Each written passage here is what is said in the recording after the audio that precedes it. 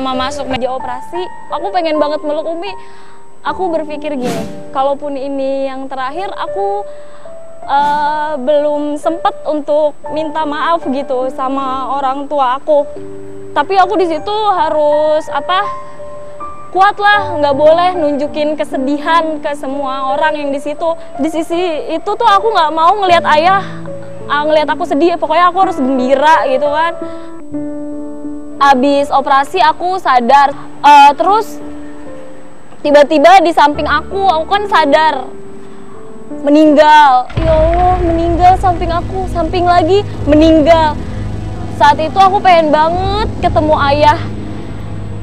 Aku dianterin sama dokter, aku bisa nyium tangan ayah. Alhamdulillah aku udah ngelihat ayah aku sadar.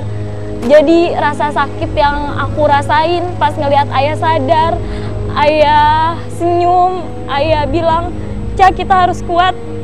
Itu semua terobati, alhamdulillah.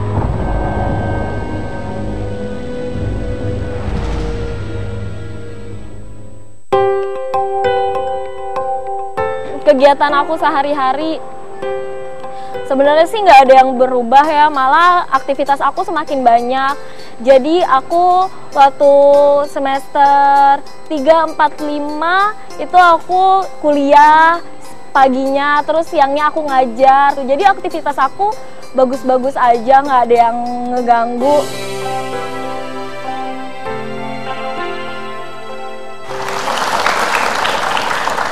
Terima kasih Anda masih di Dokter Rose Indonesia.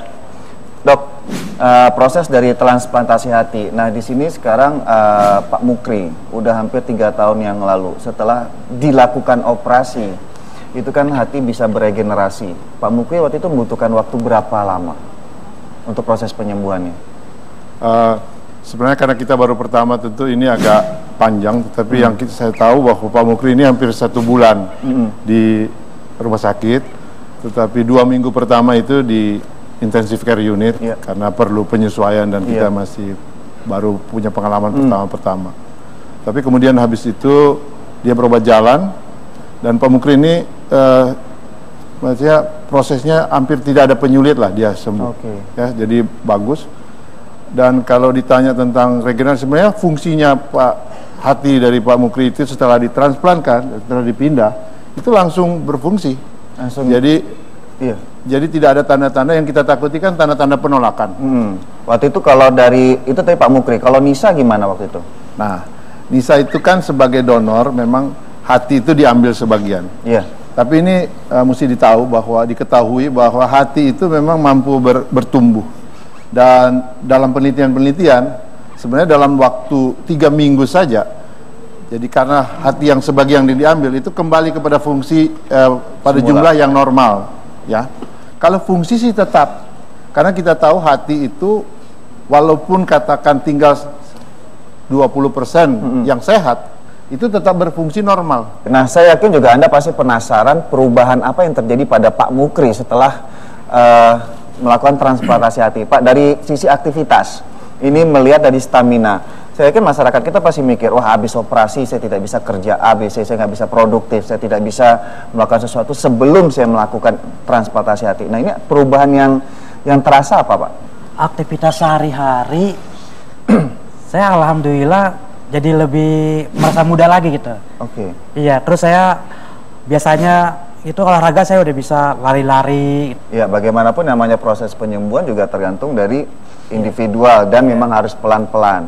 Tapi kita hanya memberikan gambaran kepada masyarakat bahwa suatu hal itu bisa aja dikembalikan lagi gitu, Dok, ya. Asal juga itu pantauan dari tim medis. Nah, terus ada lagi, Dok, ini masalah mengenai beberapa artikel yang banyak sekali di browsing dan dipertanyakan oleh masyarakat kita tentang cara mengetahui gangguan hati dari wajah yang dikatakan kayak wajah tuh selalu kusam, bahkan terkesan gelap. Ini bisa sebagai salah satu indikasi adanya gangguan hati awal. Ya, seperti kita lihat orang yang dengan tanda-tanda hiperkolesterol, itu kan kantong matanya jadi tebal, kita tahu itu kan. Nah, itu salah satu buktinya. Nah, kalau orang kantong mata tebal pasti dia akan murung. Iya, banyak seperti itu. Bagaimanapun salah satu fungsi dari hati kan untuk detoksifikasi racun. Bisa aja karena tidak sempurna, Akhirnya salah satu yang gampang dilihat adalah dari kebersihan wajahnya Usam tadi. Nah, saya yakin Anda yang di rumah pengen tahu bagian hati mana sih yang dipotong saat operasi itu. Saya ingin ngajak Dokter Toar untuk di meja lab ini, Dok. Di sini kita ada suatu contoh, ya. Ini bukan hati asli, ya. Ini adalah maket dari hati. Nah, bisa diceritakan, Dok, proses. Jadi istilah masyarakat kita itu sebenarnya ada gambaran tidak ada ketakutan atau seram. Tadi dokter bilang bahwa hati manusia itu bisa mampu kembali normal dari volumenya, kemudian beregenerasi. Itu seperti apa, Dok? Jadi ini memang hati, contoh dari hati manusia. Nah, hati kita kenal tuh ada dua bagian sebenarnya. Jadi sebagai singkat kata tentu, kalau kita ambil fungsi yang tinggal itu mesti sama bagusnya dengan yang akan kita berikan ke orangnya.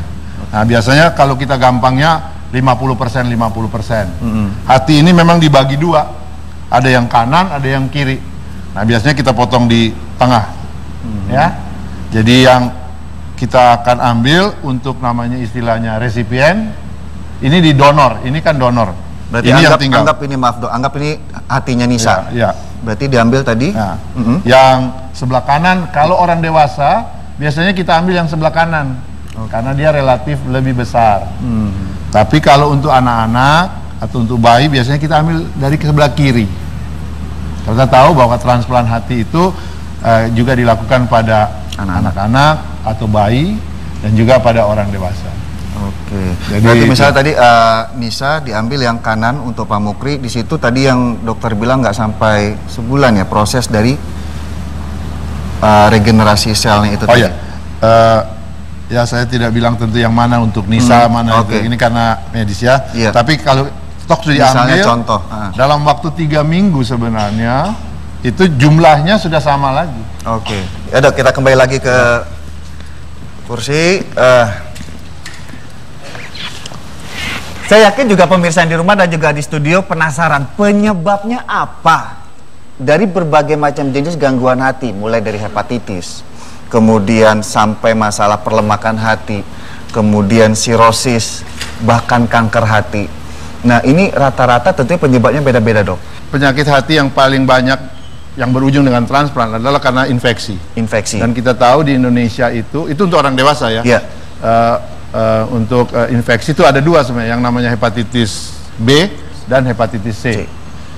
Kalau di anak-anak atau pediatrik itu yang kita kenal yang penyakit yang kuning itu, waktu dia lahir kemudian kuning terus, yang kemudian dikenal sebagai atresia biliar. Tapi kembali ke orang dewasa itu infeksi.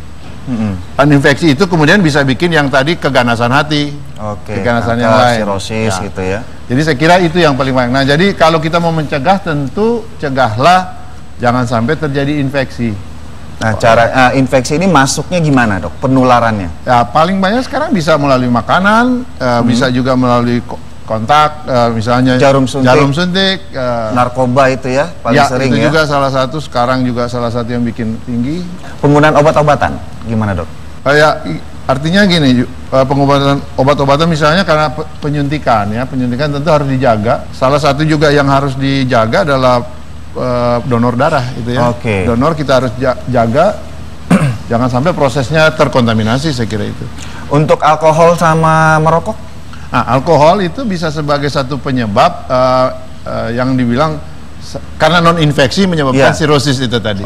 Jadi ada alkohol tapi untuk Indonesia kita kan tidak setinggi konsumsi alkoholnya ya. Gitu ya. Jadi lebih banyak karena infeksi. Tapi saya kira untuk mencegah selalu kan harus baik. Jelas. Jadi, hidup sehat, makan sehat, tidur sehat, istirahat sehat, kerja juga yang sehat. Jadi biar tetap produktif ya, Dok? Harus tetap produktif. Seperti Pak Bukri. Walaupun sudah melakukan transplantasi hati tetap produktif. Bawa motornya sampai 30 kilo ya, Pak ya. Tapi jaga kesehatan tentu. Terima kasih buat Pak Mukri, Dokter Toar, Ibu Asria. Sesaat lagi kita akan kembali.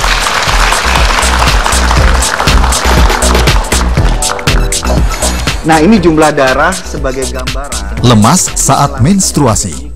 Saat kita sedang menstruasi, jumlah darah yang dikeluarkan itu tidak sama untuk setiap hari.